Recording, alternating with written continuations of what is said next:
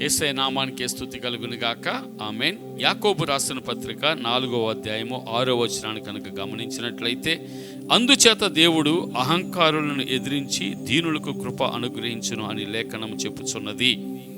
దేవుడు అహంకారులు అనగా గర్విష్ఠులను ఆయన బాగుగా ఎరిగినటువంటి దేవుడు.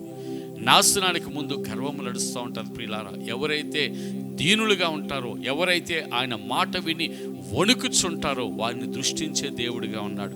దీనులకు తన మార్గాన్ని ఆయన తెలియపరుస్తాడు, తన కృపను వారికి అనుగ్రహిస్తాడు ప్రియులారా.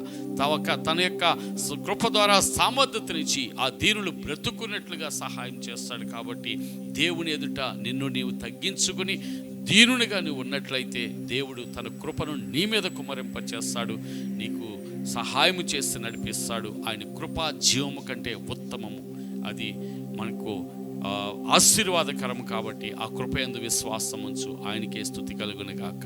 ఆమేన్.